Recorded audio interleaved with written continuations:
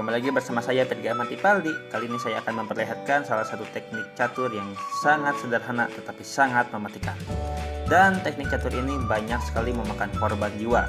Bahkan master-master yang sangat kuat pun bahkan kesulitan untuk menghadapi jebakan naas seperti ini. Dan sebelum saya akan memperlihatkan siapa saja master-master yang terkena jebakan ini, apa pola yang akan kita gunakan pada jebakan kali ini. Dan sudah jelas bahwa dalam diagram yang telah saya berikan, kita memiliki posisi yang sangat diuntungkan untuk putih. Dan tepat seperti kalian yang pikirkan, tidak ada cara bagi hitam untuk mencegah ancaman skakmat di petak G7 oleh menteri. Dan inilah pola yang akan kita gunakan dalam jebakan-jebakan kita selanjutnya. Ada beberapa syarat yang harus dipenuhi untuk mensukseskan jebakan ini. Yang pertama, kalian harus memastikan bahwa tidak ada bidak hitam yang melindungi petak G7. Karena petak G7 inilah petak yang krusial nantinya, maka pastikan tidak ada bidak musuh yang menjaga petak tersebut. Bisa saja seperti kuda E6, kuda E8, bahkan menempatkan gajah di petak F8 pun dapat melindungi petak G7. Jadi syarat pertama untuk mensukseskan jebakan ini ialah pastikan bahwa tidak ada bidak musuh yang melindungi petak G7. Yang kedua ialah kalian bebas menempatkan menteri atau pion dimanapun. Maksudnya ialah kalian bisa menukarkan menteri di petak F6 dengan pion yang berada di H6, atau kalian dapat mengubah pion di F6 ini menjadi gajah. Jadi tidak hanya menteri dan pion, melainkan menteri dan gajah pun dapat melakukan taktik sederhana ini. Teknik inilah yang nantinya akan kita pakai dalam jebakan-jebakan kita selanjutnya. Kalian pasti tidak sabar. Siapa saja master yang terkena jebakan as ini dan bagaimana lawannya menggunakan jebakan ini dengan mantap sehingga mengalahkan master dengan sekejap mata. Langsung saja. Permainan pertama yang akan saya bahas ialah permainan antara Grigori Ivanovich Stravinsky melawan Georgi Lipinski. Dan Georgi Lipinski sebagai pemegang bidak hitam ialah seorang international master yang memiliki prestasi yang cukup bagus. Di antaranya ialah mendapatkan juara ketiga dalam USSR Championship 1955. Dan siapa yang menyangka Georgi Lipinski akan terkena jebakan yang naas yang akan saya perlihatkan kali ini. Dan Rapinski sebagai pemegang bidak putih dalam posisi seperti ini memainkan gerakan yang cukup sederhana yaitu gajah F6 dengan upaya untuk menskakmat raja hitam di petak G7 dengan pola yang telah saya perlihatkan sebelumnya. Mau tidak mau, hitam harus memakan gajah yang berada di F6 dengan gajah kali F6. Dan langkah selanjutnya yang dimainkan oleh putih atau Rapinski ialah pion E5 dengan upaya untuk menskakmat hitam pada petak H7 dan juga menyerang gajah yang berada di F6. Dan tidak ada cara lain lagi bagi hitam untuk melakukan pertahanan kecuali dengan gerakan kuda kali D3 dengan mencegah ancaman di petak H7.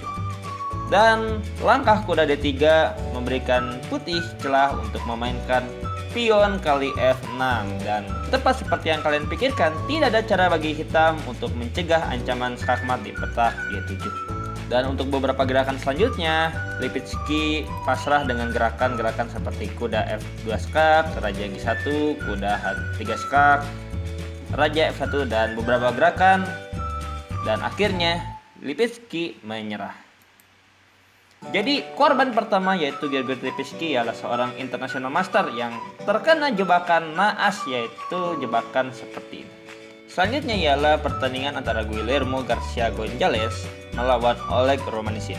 Pemegang bidak hitam atau Oleg Romanishyn ialah seorang grandmaster asal Ukraina yang sangat kuat dengan prestasi yang terkenalnya yaitu beliau pernah menjuarai turnamen catur junior di Eropa pada tahun 1973. Dan dengan prestasi yang begitu cemerlang, siapa yang menyangka Oleg Romanishyn akan terkena taktik yang sangat busuk oleh Garcia Gonzalez, dimulai dengan gerakan pion D5 dengan menyerang menteri di C6.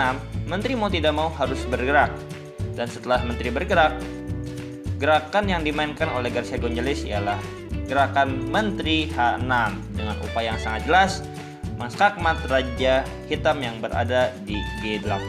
Satu-satunya pertahanan yang dapat dimainkan oleh Oleg Romanishин ialah mengorbankan benteng dengan gerakan benteng kali F6. Tetapi setelah benteng kali F6, tidak ada harapan bagi Oleg Romanishин untuk melanjutkan permainan. Karena sudah jelas permainan dengan tingkat master sangat memperhatikan material, dan kehilangan satu benteng pada permainan tingkat master sama saja dengan kekalahan mutlak. Benteng G3 dan beberapa gerakan selanjutnya, Oleg Romanishин menyerah, dan beliau menyerah pada posisi seperti ini. Jadi saya ingin menekankan bahwa jebakan kali ini ialah jebakan yang sangat kuat. Bahkan Grandmaster yang terkenal saja Oleg Romanishin takluk oleh jebakan ini. Dan permainan terakhir yang ingin saya bahas ialah permainan antara Alexander Alekhine melawan Vladas Janovic Mikenas. Pemegang bedak putih atau Alexander Alekhine ialah seorang Grandmaster yang sangat kuat yang pernah memegang gelar juara dunia. Tepatnya gelar juara dunia keempat dipegang oleh Alexander Alekhine atau beliau.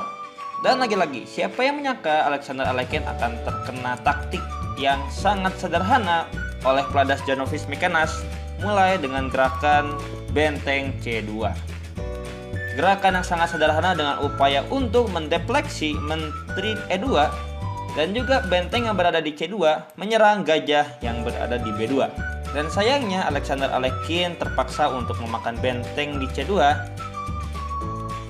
dan Vladas Janovic Mikenas atau hitam melanjutkan dengan gerakan menteri F3 skak. Setelah Raja G1, gerakan selanjutnya yang sangat jelas yaitu gajah H3 dengan upaya skakmat di petak G2. Dan kebetulan tidak ada cara bagi Alexander Alekhine untuk menghindari ancaman tersebut. Dan Alexander Alekhine pun akhirnya menyerah karena mau bagaimanapun juga tidak ada cara bagi beliau untuk melindungi petak G2. Dan lagi-lagi, siapa yang menyangka juara dunia akan terkena jebakan naas seperti ini? Dan sebagai tambahan, saya akan memperlihatkan salah satu permainan yang sangat menakjubkan yang menggunakan metode skakmat sama seperti yang kita gunakan sebelumnya, tetapi dengan cara yang tidak pernah terpikirkan sekalipun oleh kita, yaitu dengan mengganti gajah atau pion sebelumnya menggunakan raja. Sangat tidak terpikirkan sekalipun oleh kita. Dan ini ialah permainan terkenal dimainkan oleh Nigel Short melawan Jantiman dalam kandidat turnamen 1991 dengan upaya untuk menantang Garry Kasparov dalam pertandingan World Chess Championship. Dan tentu saja kedua pemain ialah seorang Grandmaster yang sangat kuat. Apalagi Jantiman ialah seorang Grandmaster yang berasal dari Belanda. Dan Nigel Short memiliki ide yang sangat brutal, yaitu dengan mengganti gajah atau pion dengan raja. Sangat tidak terpikirkan karena kebetulan dalam posisi seperti ini Jantiman berada dalam posisi zugzwang yang membuat Jantiman akan kesulitan untuk bergerak. Dan langsung saja Nigel Short memainkan gerakan yang sangat-sangat tidak terpikirkan, yaitu Raja H2. Setelah Jantiman bergerak, Nigel Short melanjutkan dengan gerakan Raja G3. Dan gerakan selanjutnya ialah menggiring Raja terus-menerus menuju H6 dan diiringi oleh skakmat di petak G7 yang tidak dapat dihindari oleh Jantiman. Dan sungguh tragis bahwa Grandmaster terkena jebakan naas seperti ini, tetapi dengan cara yang sungguh tidak terpikirkan. Jadi intinya untuk video kali ini saya ingin memperlihatkan pola-pola seperti ini, dan mudah-mudahan dalam beberapa permainan kalian dapat menerapkan taktik ini sehingga kalian dapat memenangkan permainan dengan sangat mudah. Terima kasih atas perhatiannya, mohon maaf bila ada kesalahan, subscribe-nya, dan sampai jumpa.